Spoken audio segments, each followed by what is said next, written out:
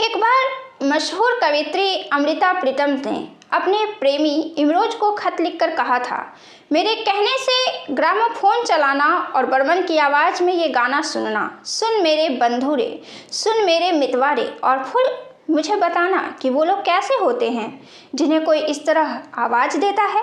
अमृता प्रीतम ही नहीं, ऐसे अनगिनत लोग हैं जो सचिन देव बर्मन के गायन और संगीत के कायल और मुरीद हैं। खगेश देव बर्मन भी सचिन देव बर्मन की तरह त्रिपुरा के राजघराने से आते हैं और उन्होंने एक किताब लिखी है, S D. Burman, the world of his music.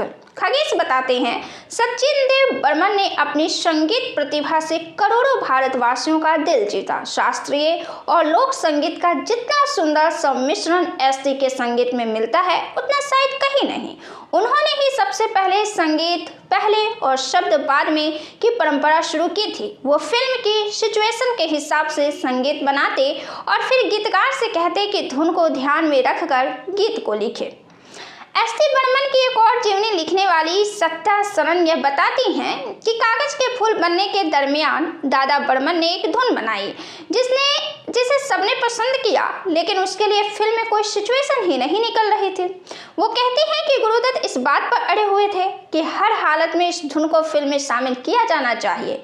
Kaifi Azmi उस धुन पर गीत लिखने लगे। उन्होंने कई गीत लिखे, लेकिन गुरुदत्त को एक भी गीत पसंद आया नहीं। आखिर गुरुदत्त ने कहा कि इस धुन को यहीं छोड़ते हैं, इसका इस्तेमाल अगली किसी फिल्म में कर लेंगे। सत्ता के मुताबिक कैफी के लिए ये एक तरह से हार मानने जैसा था। कैफी ने एक प्रयास और किया और लिखा, वक्त ने किया क्या हंसी सितम। गुरुदत्त इसको सुनते ही उछल पड़े और ये गीत कागज के फूल का सिग्नेचर गीत हो गया, जिसे फिल्म में बार बार दोहराया गया। प्यासा फिल्म के बनने के दरमियान एस.डी. बर्मन की शाहिर लुधियानवी से तकरार हो गई थी। मुद्दा था कि नगमे में ज़्यादा रचनात्मकता है या संगीत में। सत्या सरन लिखती हैं कि मामला इस हद तक बढ़ चुका था कि शाहिर ने जोर दिया कि उन्हें सचिन देव बर्मन से 1 रुपया ज़्यादा पारिश्रमिक दिया जाए।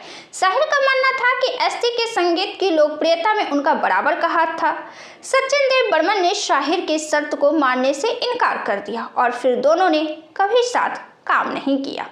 सचिन देव बर्मन एक बार लता मंगेशकर से भी इसी तरह नाराज हो गए थे। लता मंगेशकर ने अपने एक इंटरव्यू में बताया था कि जब मैंने पग थुमक चलत गीत रिकॉर्ड किया तो दादा बहुत खुश हुए और इसे ओके कर दिया। एक बार जब संगीतकार किसी गीत को ओके कर देता है तो रिकॉर्डिंग दोबारा नहीं की जाती है। लता मंगेशकर कहती हैं कि लेकिन बर्मन परफेक्शनिस्ट थे। उन्होंने मुझे फ़ोन किया कि वो इस गीत की दोबारा रिकॉर्डिंग करना चाहते हैं।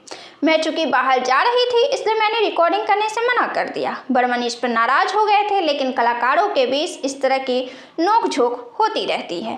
खगेश देव बर्मन बताते हैं कि जिस गाने के लिए लता को ड्रॉप किया गया उसे सचिन दा ने बाद में आशा से गवाया, लेकिन वो भी उसे उस तरह नहीं गा पाई जैसा सचिन चाहते थे। आखिर में वही गाना फिल्म में रखा गया जिसे लता मंगेशकर ने गाया था, लेकिन 5 साल तक लता मंगेशकर और सचिन देव बर्मन में इस बात को लेकर ठनी रही।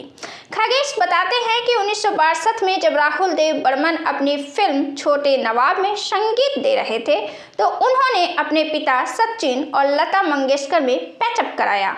उन्होंने अपने पिता से कहा कि संगीत निर्देशक के तौर पर अपनी पहली फिल्म में मैं लता दीदी से गाना जरूर गवाऊंगा। लता ने न सिर्फ छोटे नवाब के लिए गाया बल्कि सचिन देव बर्मन की फिल्म बंदनी में जब उन्होंने गुलजार के शब्दों मोरा गोरा अंग लैले को अपनी आवाज़ दी तो तमाम संगीत प्रेमी मंत्रमुग्ध हो गए थे।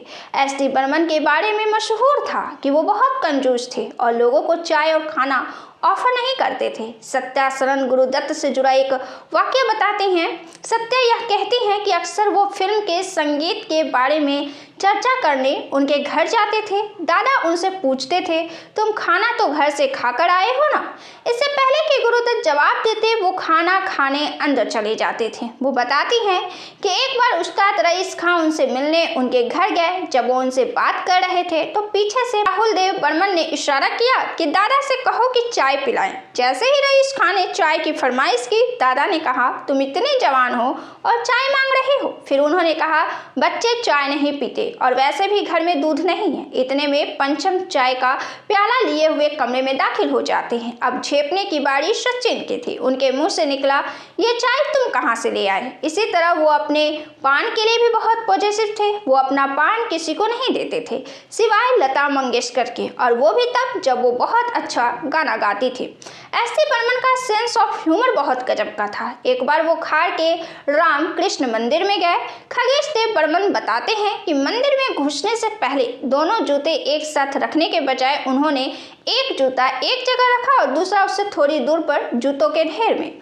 उनके साथी ने कहा, आप ये क्या कर रहे हैं? बर्मन दा ने जवाब दिया, आजकल चोरी की वारदातें बढ़ गई हैं। उनके साथी ने पूछा कि अगर चोर ने जूतों के ढेर में से दूसरा जूता ढूंढ लिया तो?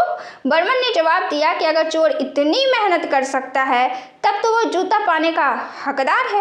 खगेश बताते हैं कि आर.डी. बर्मन ने बचपन से उनके साथ संगीत सीखना शुरू किया था। उनके देखते देखते वो संगीत के शिखर पर पहुंच गए थे। कभी कभी उन्हें उनका काम पसंद नहीं आता था, खास तौर पर से जब उन्होंने हरे राम हरे कृष्ण में उनका गाना दम मारो दम सुना था तो उन्हें अच्छा नहीं लगा था।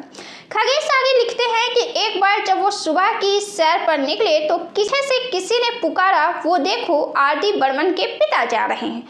लौटकर उन्होंने अपने बेटे से कहा, आज मैं बहुत खुश हूँ। अभी तक मैं सचिन देव बर्मन के नाम से जाना जाता था, आज मुझे किसी ने पहली बार राहुल के पिता के रूप में पहचाना है। एस.डी. बर्मन टेनिस के बहुत शौकीन थे।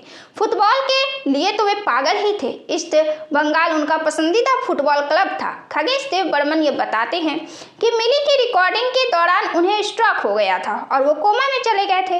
अपनी मौत तक 6 महीने लगातार कोमा में रहे। उसी दरमियान जब उनके क्लब ईस्ट बंगाल ने IFL फाइनल में मोहन बगान को 5-0 से हरा दिया और राहुल ने उनके कान में चिल्लाकर उन्हें ये खबर दी तो ईस्ट बंगाल के इस सबसे बड़े समर्थक ने अपनी आंखें खोल दी।